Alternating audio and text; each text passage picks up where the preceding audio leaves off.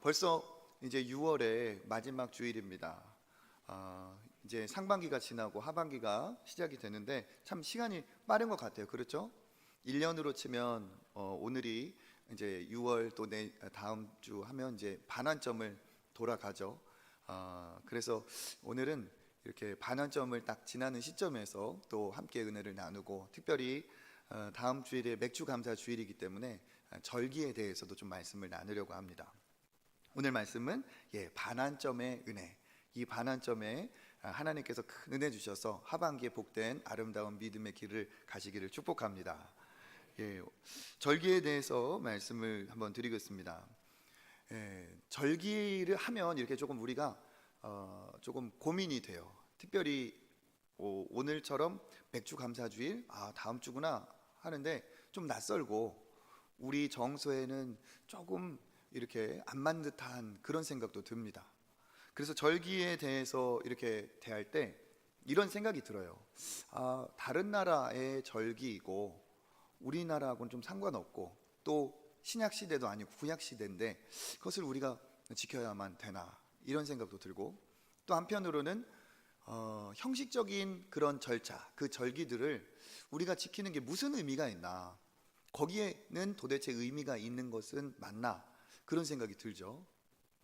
그리고 하나님께서 만약에 그 절기를 지키시기를 원하신다면 이왕 지키는 그 절기를 어떻게 지키는 것이 하나님이 기뻐하실까?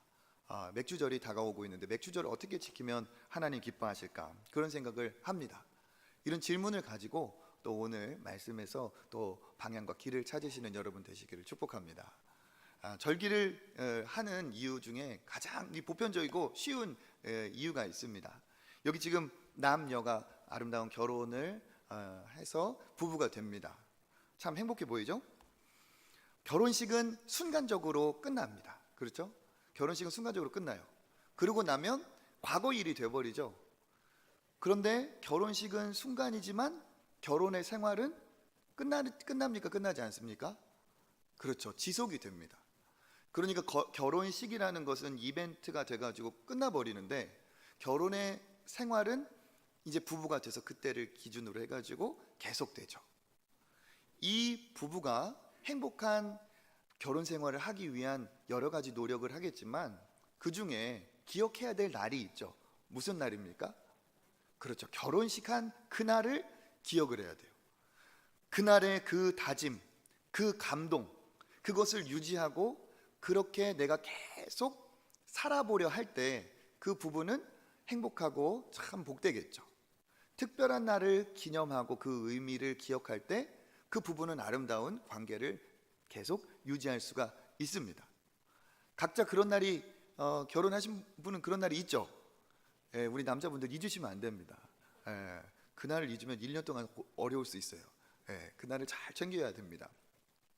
이렇게 우리가 그날을 기념하면서 우리의 그 아름다운 의미를 되새기는데, 이와 마찬가지라는 거죠. 절기, 이것 역시도 하나님께서 우리에게 정해주신 특별한 날이에요. 특별한 날에 특별한 의미가 분명히 있고, 그렇게 해마다 기억해야 될 이유가 있다는 거죠. 신앙 안에서도 잊으면 안 될 것들이 있습니다. 그것을 잊지 않게 하기 위해서 이 절기를 하나님이 지으셨죠. 그 하나님의 뜻 중에 제일 대표적인 게 무엇입니까? 하나님이 이루신 구원, 그리고 그 구원에 합당한 하나님의 구원받은 자의 삶의 뜻, 이러한 하나님의 구원과 뜻에 합당한 그 의미를 두고 하나님은 특별한 날을 정하셔서 그 날을 계속 기념해 지키며 그 의미를 계속 잊지 말라고 하신 거죠. 그래서 이 구원의 하나님의 뜻을 우리가 받았는데, 이것은 개인적인 의미도 있지만 하나님께서 택하신 백성으로서 특별히 공동체적으로 함께 지켜야 될, 기억하고 보존해야 될 의미가 있습니다. 그 중에 한 가지가 오늘 우리가 이야기를 조금 더 나눌 맥주 감사절이라는 거예요. 그렇기 때문에 이 절기는 이렇게 양면성이 있습니다. 밝은 면과 어두운 면이 있어요. 양면성이 있어요. 긍정적인 밝은 면이 무엇이냐 하면, 그 의미를 알면은 그 절기가 소중하고 그것이 우리의 축복의 계기가 되는 거죠. 하나님과 우리의 사이에 이 절기가 이런 의미가 있구나 하면서 그 의미를 가지고 우리의 신앙을 새롭게 하고 하나님 앞에 또 다짐하기도 하고, 그렇게 절기를 하나님이 원하시는 대로 지키는 것을 보고 하나님은 우리를 축복하시고, 이러한 절기가 있다는 거죠. 그런데 이 양면성이 있다는 것은 무슨 말이냐? 이게 어두운 면도 있어요. 즉, 이 절기의 의미를 모르면 이게 참 귀찮은 일입니다. 그리고 이게 알맹이가 빠져버리니까 뭐만 남아요? 껍데기만 남아요. 껍데기만 남다 보면 이게 반복되다가 결국 어떻게 될까요? 이게 다 사라져 버립니다. 폐기시켜 버리죠. 그러니까 이 절기라는 것은 의미를 반드시 알아야 되고, 의미를 알 때 소중하고 축복이 되지만 모르면 이처럼 귀찮은 게 필요 없어 보이는 게 없다는 거예요. 특별히 저는 오늘 이렇게 맥주 감사 주일을 앞두고 이렇게 맥주 감사 헌금 봉투를 받는 여러분의 마음이 어떠실까 한번 생각을 해봤어요. 뭐지? 보리 그림이 있네? 뭐 보리는 내가 농사 지어본 적도 없고 잘해봤자 보리차나 먹지, 이 보리하고 내가 뭔 관계가 있길래 헌금을 내야 될까? 이렇게 생각이 되시는 분이 혹여라도 있겠죠. 있을 수 있다고 생각을 합니다. 그런데 의미 없이 이것이 주어지지 않았다는 사실이에요. 이거 알면은 하나님 앞에 복의 계기가 되지만 모르면 껍데기만 남게 되죠. 그래서 절기가 축복이 되는 것은 첫 번째, 의미를 아는 것이 중요합니다. 그리고 두 번째 뭘까요? 의미대로 내 진심을 다하여 하나님 앞에 행하고 그것을 내 후손들에게 전할 때 그것이 복된 거라는 거죠. 오늘 이 맥주절의 의미를 잘 아시고 은혜와 또 축복을 받으시고 자녀들에게 아름답게 또 전해지는 역사가 있기를 바랍니다. 성경에 있는 절기들은 이와 같은 맥락에서 하나님께서 주셨습니다. 성경에 있는 중심이 되는 민족이 있죠. 어떤 민족이에요? 이스라엘 민족입니다. 그러니까 이 절기는 이스라엘 그 역사의 흐름 안에서 의미 있는 사건을 통해 하나님께서 지정하신 날이에요. 그러면 이스라엘 백성들이 어떤 상황이었느냐? 그들은 원래 노예였고 종살이를 하던 사람들입니다. 어느 나라에? 애굽, 이집트에서. 그러니까 이 종으로 노예로 고생하던 이 사람들을 하나님이 어떻게 하셨어요? 불쌍히 여기시고 구원해 주셨죠. 그래서 이 이스라엘의 절기, 이 성경에 있는 절기의 가장 핵심이 되는 것은 뭐냐? 과거에 종되었던 억압의 날에서 구원받는 날, 구원의 의미가 가장 확실하게 들어있는 것이 절기입니다. 그리고 또 한 가지 있습니다. 구원받은 이 사람들이 광야로 나와가지고 바로 가나안 땅으로 들어가지 않았어요. 40년의 광야 생활을 거쳤습니다. 임시의 장소에서 계속 방황을 했어요. 그러다가 때가 되었을 때 하나님이 그들에게 주신다고 했던 정착지 가나안 땅으로 보내주셨죠. 그러니까 이 또 한 가지 포인트가 있습니다. 임시적인 장소에서 계속 뱅뱅뱅 돌던 그 사람들이 마침내 아름다운 하나님이 예비하신 축복의 땅으로 가서 영구적으로 거기에 거처를 정하고 풍성한 삶을 누리게 된 축복, 그것을 또 하나님이 기억하셔서 절기로 지키라고 하셨어요. 그러니까 뭡니까? 구원하신 하나님의 능력, 그리고 풍성하게 베풀어 주시는 하나님의 사랑을 쉽게 말하면 기억하라는 거예요. 그런데 여기에서 중요한 게 있죠. 그러면 그때 그들한테는 그 의미가 있지만 오늘 우리에게는 무슨 관계가 있는가 하는 거죠. 그런데 하나님이 우리에게 성경을 주신 목적과 이유는 단지 이스라엘 백성들만을 향해 있지는 않다는 거예요. 이스라엘 백성들은 몸의 종살이를 하다가 육신의 자유를 얻었고 육신의 방황을 하다가 육신의 정착을 했지만 하나님은 이것을 통해서 영원한 구원, 영원한 가나안을 주시고자 하는 뜻이 온 열방을 향해 이 성경 안에 있다는 거죠. 그렇기 때문에 우리가 종된 몸이 아니고 노예 생활을 하고 있지 않지만 우리 역시도 죄와 사망의 종살이를 하는 우리도 노예예요. 여기에서 우리 스스로 구원할 수 없습니다. 그런데 어떻게 합니까? 모세를 보내셔서 이스라엘 백성을 구원하신 하나님처럼 우리에게는 예수 그리스도를 보내셔서 구원의 은혜를 베풀어 주셨죠. 그러니까 우리하고 연관이 있어요, 없어요? 있다는 거예요. 그리고 그들이 광야를 뱅뱅 돌다가 결국에는 가나안 땅에 정착을 하게 됐는데, 이 역시도 우리가 임시적인 장소, 뭡니까? 이 유한한 세상에 살고 있죠. 광야와 같은 이 세상이라고 우리가 흔히 얘기를 하는데, 광야와 같이 천막을 접었다 폈다, 여기에서 살다 저기에서 살다, 영원한 곳이 아니죠. 이 땅은 때가 되면 하나님이 부르실 때 우리가 가는 곳이 있습니다. 그들에게는 육신의 가나안이었지만 우리에게는 영원한 고향, 어디일까요? 하나님의 나라 천국이 우리에게 있어요. 여기에서는 잠시 머물다가 가나안 땅에 들어가서야 그들이 터를 잡는 것처럼, 우리가 이 땅에 유한한 세상을 살지만 여기가 전부가 아니고 영원한 하나님의 나라에 들어가는 것이 축복입니다. 그렇기 때문에 하나님께서는 이 성경 안에 절기를 두시고, 이 절기 안에서 노예였던 백성을 구원하신 하나님을 기억하고, 또 가나안 땅으로 인도하신 축복을 기념하고 기억하게 하심으로써 궁극적으로는 어떻습니까? 앞으로 오실 영원한 구원자인 예수 그리스도를 소망하고 바라보게 하고 있어요.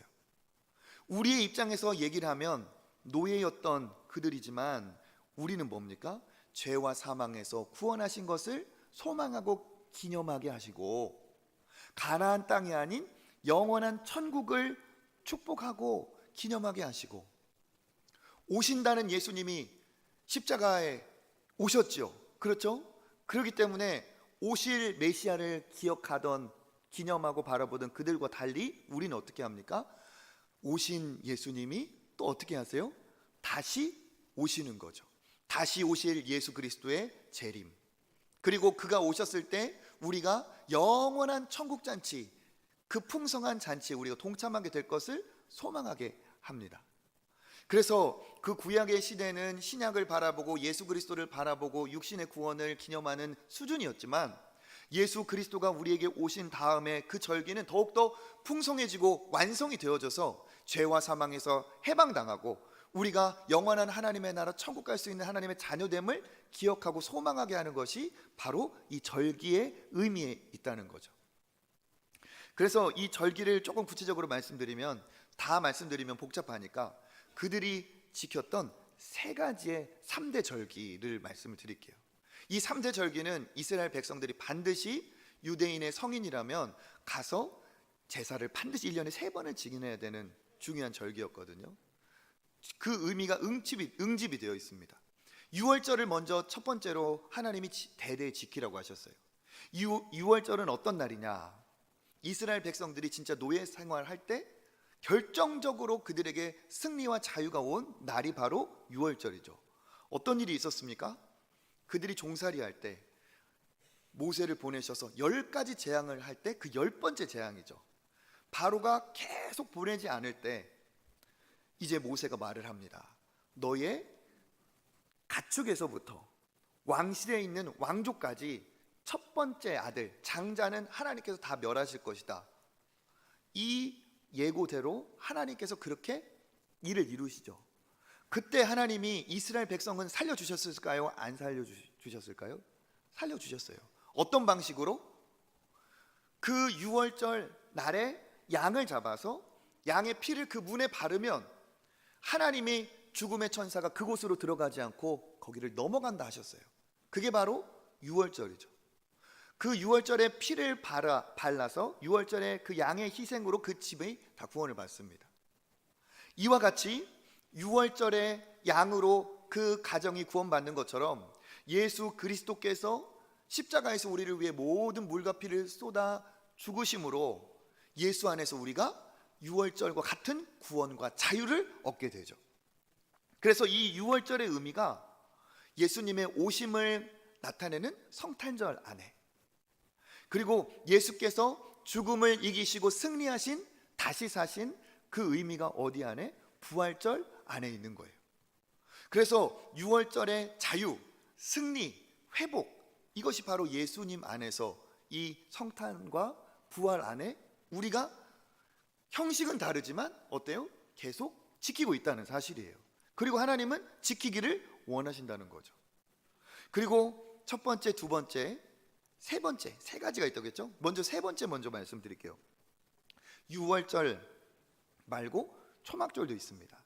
이 초막절을 수장절이라고도 부르는데, 이 초막절은 어떤 날이냐면 그들이 정착해서 사는데 원래 정착했던 살았던 사람들이 아니잖아요. 방황하던 사람들입니다.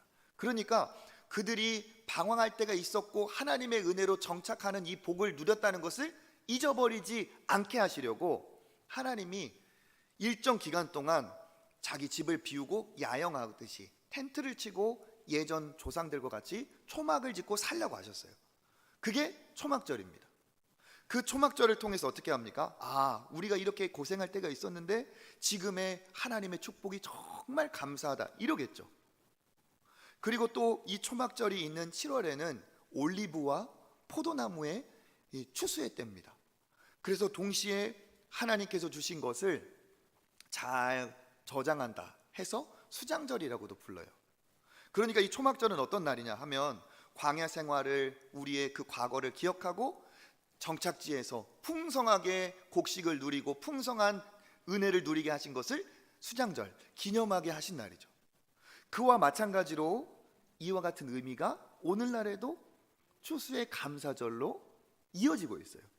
즉 광야 초막에서 살던 우리가 정착해서 추수를 하고 추수한 그 농사의 결실을 하나님 앞에 올려드리면서 그냥 단지 1년 농사 잘 돼서 감사합니다, 이게 아니고 영원한 천국에는 이거보다 더 큰 풍성함이 있을 줄 믿습니다. 이 땅이 영원한 것이 아니라 더 풍성한 하나님의 나라가 있는 줄 나는 확신합니다 하면서 추수의 감사를 주님 앞에 드리는 거예요. 이 유월절과 초막절 지키지 않습니다만 오늘의 의미를 살려서 우리는 이 절기를 또 지키고 있어요. 두 번째 절기가 오늘 말씀드리는 맥추절인데, 그럼 맥추절은 뭐냐? 맥추절의 의미는 그것입니다. 그 땅에 들어가서 첫 번째 밀을 수확할 때 5월 정도 됩니다. 5월에 하나님께 그 밀 수확을 감사하는 절기가 맥추절이에요. 그런데 그 맥추절이 보리가 나온 다음에 50일이 지나니까 77에 49, 50, 그래서 77절이라고도 부릅니다. 그런데 우리가 지금 지키는 맥추절과는 조금 차이가 있죠. 무슨 차이가 있습니까? 5월인데 우리는 언제 지켜요? 지금 7월 첫 주. 그 다음에 여기도 뭡니까? 밀을 수확해서 감사하는데 우리는 무엇을? 보리의 수확을 감사하고 있어요. 그러니까 이 형식은 신약이 오면서 우리 교회 안에서 바뀐 거예요. 그렇지만 본질적인 의미는 여전히 어떻게 된다는 거예요? 계승된다는 거죠. 그때의 맥추절이 오늘의 맥추절로 이어지고 있어요. 이거는 우리나라의 신앙의 전통, 신앙의 특수성과도 연관이 있습니다. 100년 전에 조선에 선교사님들이 오셨을 때 그 공통적인 선교사님들의 그 우리나라에 대한 보고의 내용이 있습니다. 우리나라를 어떻게 자국에 보고했냐면, 우리나라를 어떻게 세계에 알렸냐면 이렇게 알렸어요. 세 가지의 가장 큰 특징이 있습니다. 첫 번째, 조선이라는 나라는 정말 가난하다. 두 번째, 조선이라는 나라는 가난할 뿐더러 정말 전염병이, 질병이 너무 많다. 그래서 어린아이들 특히 너무 많이 쉽게 죽는다. 그리고 또 한 가지, 영적으로는 우상이 너무 강력해서 이들이 영적으로 너무 피폐하고 어둠의 생활을 하고 있다. 이게 100여 년 전에 우리나라의 실정이라는 거예요. 이 내용을 조선의 선교사님들이 보고 우리를 섬기기 시작했는데, 그 당시 우리나라의 가난, 질병, 우상숭배, 제일 힘든 것이 있었습니다. 진짜 힘든 건 뭐냐 하면 배고픔이었어요. 배고픔. 그때의 배고픔은 그냥 우리가 밥 한 끼 안 먹어가지고 출출한데 이런 배고픔이 아니라 죽음에 임박한 배고픔. 그때의 배고픔은 죽음과 붙어 있어요. 배고프다가 숨이 끊어지는 겁니다. 그게 우리나라였습니다. 배고픔과 죽음, 가난, 질병, 우상숭배, 다른 나라 얘기가 아니고 이게 우리 할머니 할아버지들의 이야기입니다. 이때 우리 믿음의 선배들이 무엇을 가장 기도했을까요? 무엇을 가장 기도했을까요? 사진 한 장 보여드릴게요. 여기 이 아주머니가 아마 자기 자녀들인 것 같아요. 그래도 얼굴에 미소가 있어요. 왜 그럴까요? 입에 밥 한 술 자기 자식 입에 들어가는 것 때문에 기쁜 거예요. 우리나라가 그렇게 배고픔이 죽음과 붙어 있는 그 시대에 배불리 먹는 사람은 극소수였습니다. 그러니까 그 당시에는 너무 고통스러웠기 때문에 1년 중에 가장 힘든 고비를 맞이하는데, 그 고비를 너무너무 넘어가기가 어려운 생명을 건 그 고갯길을 넘어가야 돼요. 그 고개가 무엇이냐? 보릿고개입니다. 어떤 고개보다도 넘어가기 어려웠어요. 이미 가을에 농사는 이제 다 추수한 건 먹었고, 보리가 나올 그 때까지 봄이 왔는데 4월, 5월, 6월을 견뎌낼 재간이 없는 거예요. 그러니까 갖가지 방법으로 살아남기 위해서 어떻게 했을까요? 정말 노력을 했습니다. 그때 특별히 우리나라에 많은 신앙인들이 그 당시에 있었는데, 나라를 위해서 애쓴 그 신앙인들이 계셨는데, 그 믿음의 어머니 아버지들이 어떻게 하셨느냐, 여기 이 그림의 모습처럼 하나님 앞에 간절히 기도했어요. 하나님, 우리 아들, 딸 굶기지 않게 해주세요. 하나님, 정말 기도합니다. 내 자식들은 이런 고통을 물려주고 싶지 않습니다. 하나님, 우리를 불쌍히 여겨주시고 우리에게 먹을 것을 주십시오. 이게 우리나라 기독교 역사에 있는 얘기고, 이게 우리의 할머니, 할아버지 지금 3대, 4대 믿으신다면 그분들의 기도가 이랬다는 거죠. 왜 우리가 5월에, 성경은 5월에 있는 그 맥주절을 7월로 지키고, 왜 밀의 추수를 감사했던 그날을 우리는 보리로 지키는지 아시겠죠? 하나님께 6월이 되면 그렇게 간절히 구하던 보리가 싹이 나오고 이제 열매가 열려서 7월이면 먹는 거예요. 그때 하나님 앞에 감사하는 겁니다. 보리를 주신 하나님 감사합니다. 우리 자식 이제는 안 죽고 내 새끼들 이제 안 굶게 되어서 정말 감사합니다. 이 고난의 반년, 이 힘든 세월을 이기게 해주셔서 감사합니다. 하나님 살려주셔서 감사합니다. 뭐라도 먹고 목숨 부지한 것 하나님 감사합니다. 이러면서 우리나라의 신앙의 선배들은 가장 기쁜 감사를 하나님 앞에 올려드렸던 때가 바로 이 시기예요. 밀보다 보리를 감사했던 7월, 그 첫 주를 맥주 감사주일로 지키고, 한국 기독교는 그 우리나라에 응답 주신 하나님께 이와 같은 맥주 감사절을 지키고 있어요. 그런데 저는 이게 단지 그 당시만의 이야기라고 생각하지 않습니다. 저는 그렇게 말씀드리고 싶어요. 지금 우리나라가 이렇게 적어도 밥은 먹고 살 수 있는 나라가 된 것, 이게 여러분 어떻게 생각하시는지 모르겠지만 기적과 같은 일입니다. 과거의 그 흐름대로 왔다면 우리는 절대로 밥 먹는 거 걱정 안 하고 살 민족이 아니에요. 어떤 일이 벌어졌을까요? 누가 도와주셨을까요? 하나님이. 우리의 할머니, 할아버지들이 믿음 가지고 소망이 없던 그 시대에 믿음만 붙들고 기도한 거예요. 하나님, 우리 아들, 딸 적어도 밥은 먹고 살게 해주세요. 하나님, 우리 자손들은 이와 같은 고난, 고통, 가난을 물려받지 않게 해주세요. 그렇게 기도했던 우리 할머니, 할아버지들의 기도가 오늘 응답이 된 겁니다. 그래서 우리가 먹고 있는 거예요. 이런 일이 모든 나라에 일어난 것이 아닙니다. 우리나라에만 있는 놀라운 특별한 은혜예요. 이것이 우리의 과거이고, 어떻게 지금 우리가 이렇게 평안하게 사는가? 하나님의 은혜입니다. 하나님의 은혜. 이것을 알면 여러분의 인생이 정말 복된 인생이 될 것이고, 모르면 불평과 불만으로 제일 불행한 인생이 될 겁니다. 하나님께서 이 한 해의 반환점이 될 때 이렇게 우리나라에 은혜를 주신 것을 여러분 기억하시고, 이것이 단지 이 나라에만 주신 것이 아니라 나의 삶에서도 반년 동안 하나님께서 지켜주시고 주신 은혜에 대한 감사와 감격이 있는 여러분의 복된 반환점 되시기를 축복합니다. 그래서요, 우리나라 과거 얘기를 조금 더 해드릴게요. 여기 이 사진에 보이는 분은 외국 청년이죠. 누군지 아세요? 언더우드라는 우리나라에 처음 온 선교사입니다. 우리나라에 온 이 언더우드 선교사님이 몇 살에 왔느냐? 27에 왔어요. 1885년 27에.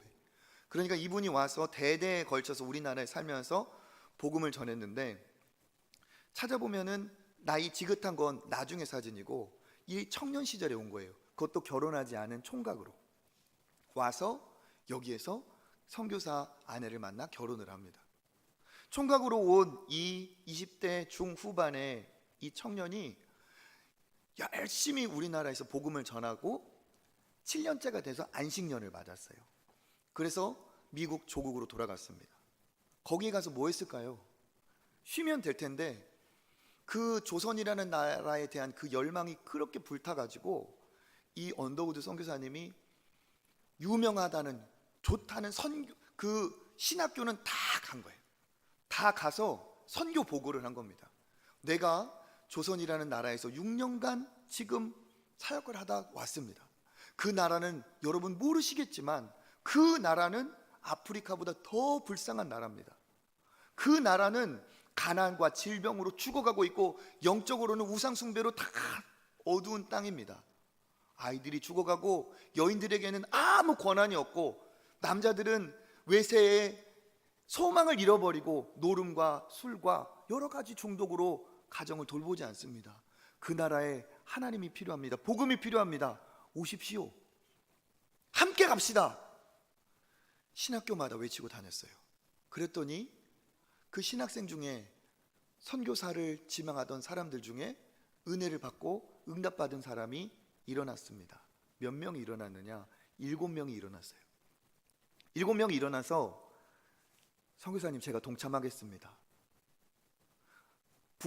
젊은 부부 2커플, 남매 1커플, 그리고 독신 여성 1명. 그래서 7명이 됐어요. 그런데 7명이 돼서 너무 기뻤는데 이 언더우드 선교사님이 조선 땅을 위해서 함께 동역자가 생긴 건 너무 기쁜데 문제가 있습니다. 뭘까요? 파송을 하려면 재정적인 후원이 있어야 돼요. 그러니까 자기가 갖고 있는 돈, 수중에 있는 것을 다 모아도 얼마 되지 않아.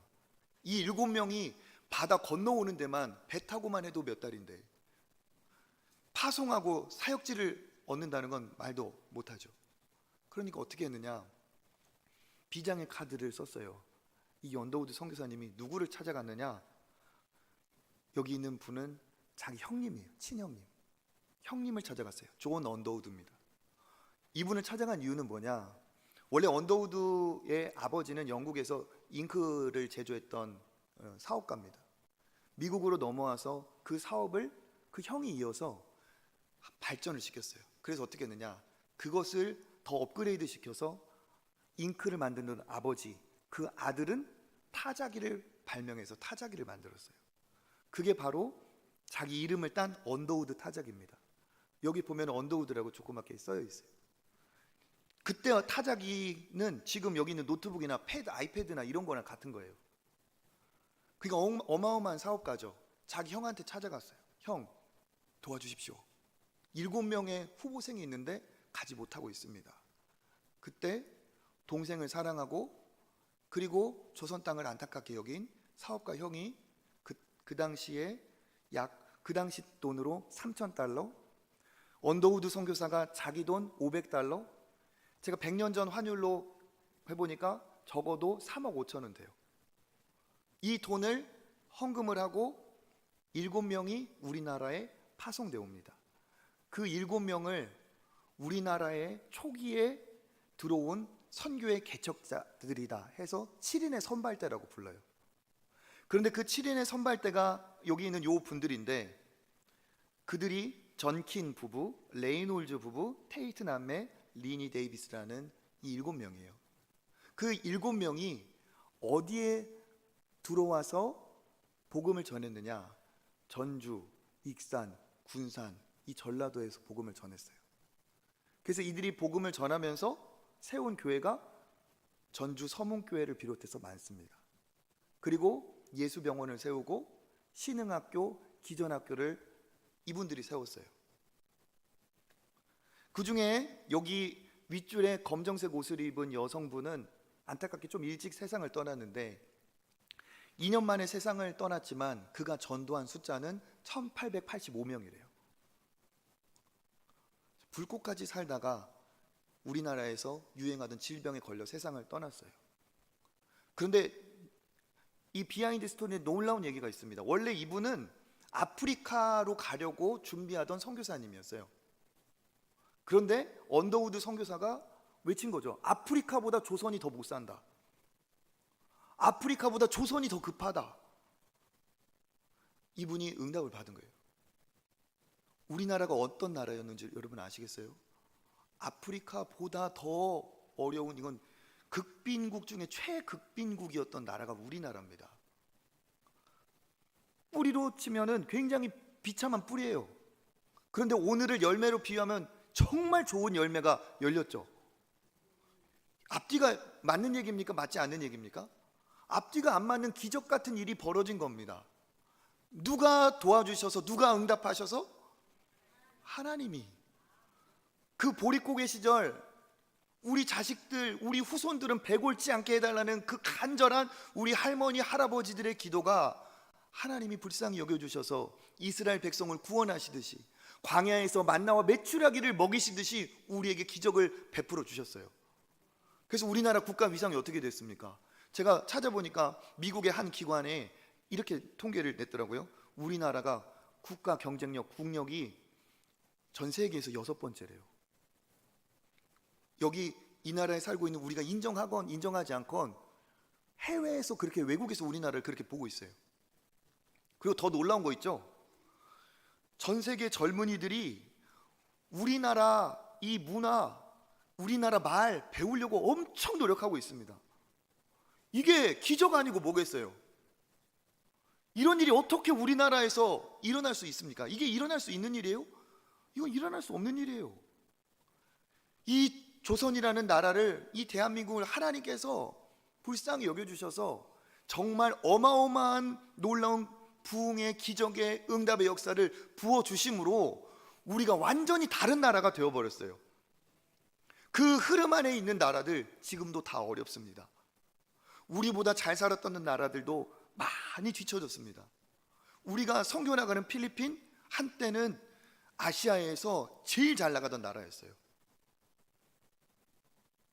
그런데 우리나라가 어떻게 이런 나라가 됐죠? 이런 일이 있었습니다. 예수님 십자가에 못 박힐 때 도망갔던 제자들이 얼마 안 지나서 죽음도 두려워하지 않는 사도들이 돼서 엄청난 기적의 사람이 돼요. 같은 사람인데 너무 다른 사람이 되어버렸어요. 무슨 일이 있었던 거죠? 그 사이, 그 짧은 순간에 부활의 예수님을 만나고 진짜 성령을 체험한 거예요. 그러면서 그 겁쟁이들이 어마어마한 대사도가 되어버렸죠. 우리나라도 마찬가지입니다. 우리나라 역시도 절대로 이러한 나라가 될 수 없는데 여전히 끼니 걱정하면서 피폐하게 살아야 이게 자연스럽고 당연한 건데, 엄청난 일이 일어난 건 하나님의 역사가 우리에게 깊숙이 있었다는 거예요. 끼니도 없던 외세, 오늘 6월 25일이죠. 전쟁에 고통당하던 우리입니다. 가장 비참했던 날이 바로 오늘이에요. 그런데 하나님이 우리나라를 세계 강국으로 만드시고 선교, 미국 다음으로 가장 선교하는 나라로 만드시고 복음의 나라로 만드시고 세계 중심에 서게 되었어요. 하나님의 은혜인 줄 믿습니다. 그 배고프던 시절 간절히 기도하던 우리 어머니, 아버지, 여기 계신 분들 중에 지금 이 은혜를 누리는 분들 부모님의 은혜잖아요. 그죠? 부모님의 기도잖아요. 그죠? 그것이 우리에게 응답이 돼서 우리나라가 이런 은혜의 복을 누리게 되었습니다. 우연이 아니에요. 열심히 살아서가 아닙니다. 열심히 산다고 다 잘 되는 것도 아니에요. 하나님의 은혜입니다. 그래서 우리가 이 맥주 주의를 보내며 깨달아야 될 건 뭐냐? 응답하신 하나님께 여러분 감사하시길 바랍니다. 그리고 개인적으로는 상반기 동안 나를 지키시고 은혜 주신 하나님께 감사하고 영광 돌릴 수 있는 여러분 되시기를 축복합니다. 그래서 저도 이 반년을 이렇게 봤더니 감사한 게 한두 가지가 아니에요. 한두 가지가 아니에요. 한두 가지 아니니까 세 가지인가 보다. 아닙니다. 어마어마하게 많아요. 그래서 제가 감사한 은혜 제가 사진으로 좀 보여드릴게요. 이미 컴퓨터 연 김에 보세요. 제가 지난 교회 사역하면서 마지막으로 남긴 그 글이에요. 그 교회 성도님들께 기도해 달라고 어떤 교회에 가니까 다 축하를 받았어요. 그러면서 맨 밑에 이렇게 네모박스 기도 제목이 있었어요. 근데 제가 이렇게 기도 제목을 썼습니다. 기도해 달라고요. 읽어보겠습니다. 성령이 이끄시는 목회로 초대교회에 주셨던 놀라운 성령의 역사를 전주 땅에서 보이게 하소서. 두 번째, 초청교회가 시대의 영적 판도를 바꾸는 호남 지역의 거점 교회가 되어서 전주 성시화를 이루게 하소서. 제가 오기 전에 이 기도를 하고 기도를 부탁하고 왔어요. 이런 일이 우리 교회를 통해 일어나게 될 줄 믿습니다. 예. 그리고 제가 딱 12월 중순에 왔어요. 왔더니 막 우리 권사님, 집사님, 막 장로님 다 이렇게 환영해 주시고 제가 목양실 탁 들어가 봤어요. 들어가 봤더니 탁 이렇게 써 있는 거예요. 담임 목사 박중원. 이게 꿈인가? 아이고, 내가 어떻게 하다가 여기 전주에 와서 하나님의 은혜로 목회를 이어가게 하신 것도 감사한데 좋은 교회에서 담임 목회를 하게 하셨나. 참 하나님의 은혜요. 저도 이럴 사람이 아닌데 하나님이 은혜를 베풀어 주셔서 이런 은혜를 주셨어요. 그리고 한 2주 지나고 새해가 되면서 애들 방학하면서 다시 가가지고 이제 이사 준비를 하고 의사 떠나는 날, 이사 출발하는 날, 이삿짐 일찍 아침 싸잖아요. 먼 길 가야 되니까. 그러고 나서 애들하고 같이 가족들이 같이 이렇게 국밥집을 갔어요. 국밥집에 가서 이렇게 딱 봤는데 해가 딱 뜨는 거예요. 제 핸드폰으로 찍은 사진입니다. 얘들아, 바다 못 보니까 당분간 못 보니까 많이 봐둬라. 국밥을 먹어도 바다가 보이는 곳에서 먹었어요. 딱 먹고 그 다음에 이삿짐 다 쌌다 해가지고 출발하기 전에 사역했던 교회 몇 년 동안 이제 정들었으니까 그 교회 가서 이제 기념 촬영을 딱 했습니다. 딱 해가지고 조그맣게 보이지만 이게 우리 가족들 제가 찍어주고 저는 찍어줄 사람 없어가지고 셀카로 이렇게 딱 찍고, 셀카로 이렇게 딱 찍고, 그러고 이제 이삿짐 싸고 출발. 그래가지고 와서 송구영신 예배, 그리고 송구영신 예배 끝나고 우리 또 1월 1일 바로 이어져서 우리가 또 신년 예배, 그렇죠? 창세기 1장 1절 신년 예배 드리고 또 그날 바로 시작해서 새해 특별 새벽 기도 있었죠. 주제 기억하실런지 모르겠습니다. 내 목자 계시니. 시편 23편 말씀으로 한 절씩 우리가 새벽에 찬양하고 말씀 듣고 그랬죠. 우리 새벽에 나오신 분들. 그리고 마지막 토요일에는 우리 자녀들도 많이 와가지고 축복하고 자녀들 위해서 기도해주고, 그리고 끝나고 우리 청년, 우리 청소년들 가까운 콩나물국밥집 가서 밥도 먹고, 다 끝난 다음에 이제 한 곱이 넘어갔으니까 우리 목사님들, 전도사님 같이 이제 팀웍을 세워야 되지 않겠어요? 그래가지고 이제 교역자 수련회 MT 경주로 갔습니다. 믿음의 경주를 하기 위해서 경주로. 그래서 믿음의 레이스 경주로 가서 시범빵 사 먹고 밤새도록 얘기하다가 제가 이제 강압적으로 한 게 아니라 얘기하다 보니까 새벽 3시가 됐어요.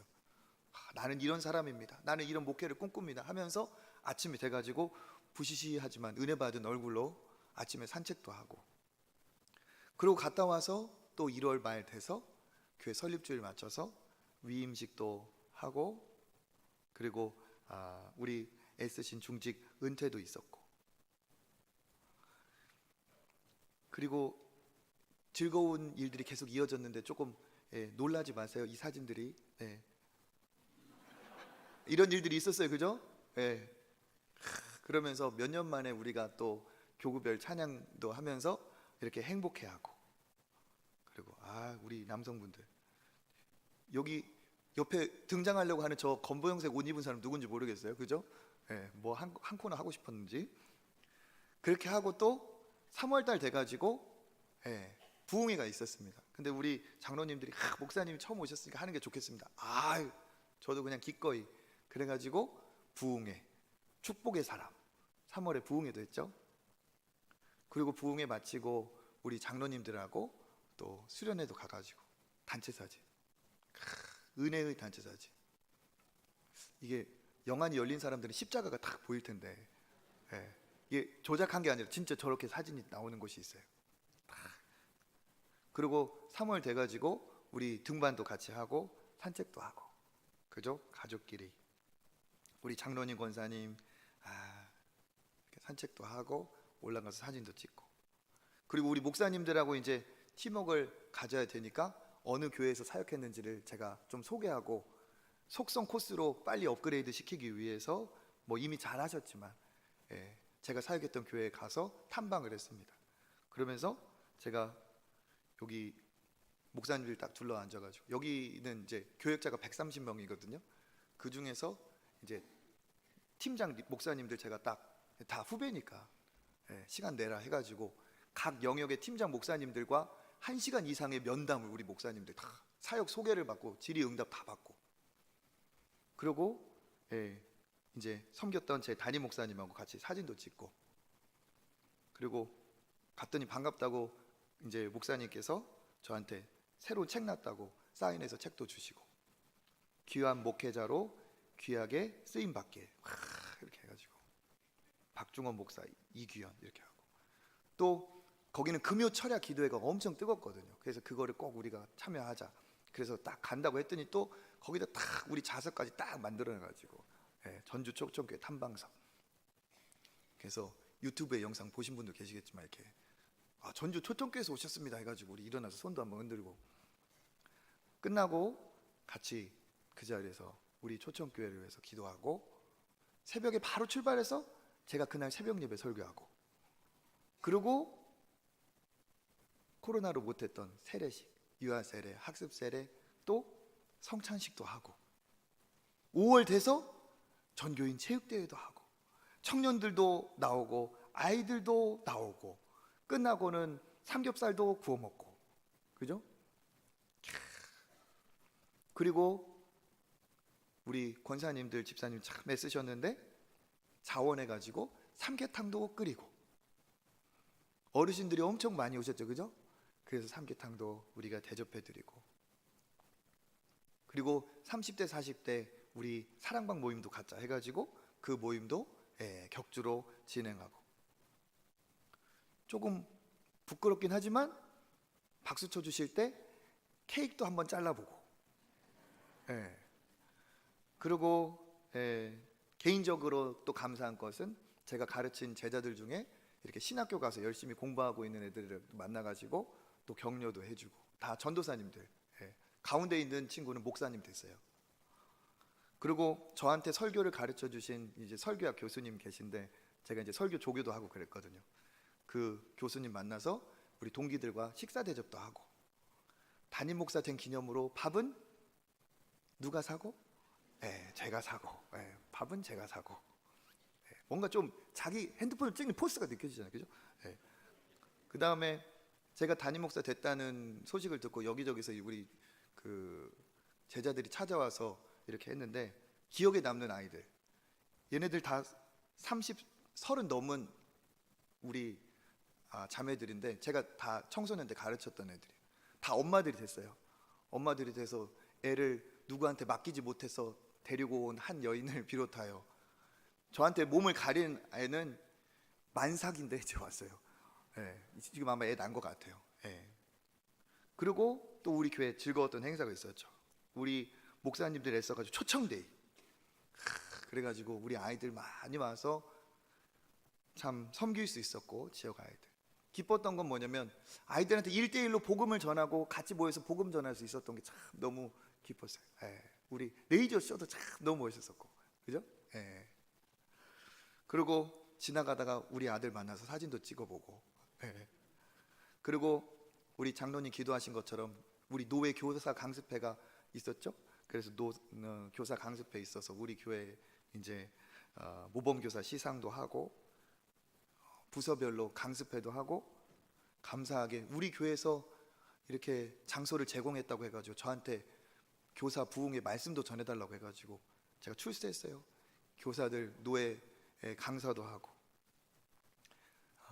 이번 주 금요일에 제가 참 좋아하는 선교사님 모셔서 같이 우리 저녁에 또 말씀도 듣고, 어제는 우리 시간 되시는 임직자들 같이 가서 구경도 하고 좋은 교회 탐방도 하고 그 교회 목사님께 소개 간증도 듣고 이렇게 하고, 그리고 제가 이제 우리 목사님들한테도 감사한 사진을 보내보라고 했더니 우리 목사님들도 사진을 보냈어요. 부서별로 어린이 사역하는 우리 목사님들, 또 이렇게 아이들 행복한 사진, 유치부, 그리고 우리 목요일 전도대 참 애쓰시죠. 노랑 조끼 입고 딱. 그리고 우리 고등부 부모 초청도 있었고 수련회랑 참 우리 수련회 있고, 우리 청년부도 이렇게 담임 목사님과 면담의 시간 이런 것도 있었고, 수련회도 겨울에 잘 했고 은혜도 많이 받고, 체육대회 사진이네요, 그죠? 체육대회도 하고 우리 초청도 하고, 또 사랑의 쌀나름도 하고 헌신 예배도 있었고, 한복도 다시 한번 입어봤고, 그죠? 우리 권사님들 한복 입고 특송도 하시고, 감사한 일이 어마어마하게 많았어요, 그죠?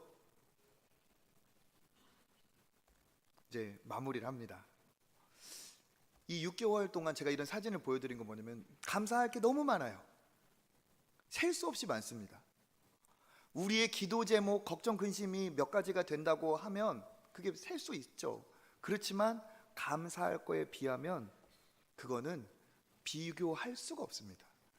기도 제목은 셀 수 있을지 몰라도 감사의 제목은 셀 수가 없습니다. 이렇게 감사한 게 없어요. 오늘 주님이 나를 불러가신다 해도 우리는 오늘까지 시간을 주신 것이 감사하지 왜 나를 불러가시냐, 이게 우리의 모습이 아니거든요. 우리는 감사의 사람입니다. 이 한 해의 이 지점에서 여러분 주님이 주신 은혜를 떠올려 보세요. 행복해집니다. 기쁨이 찾아와요. 그리고 또 소망이 생깁니다.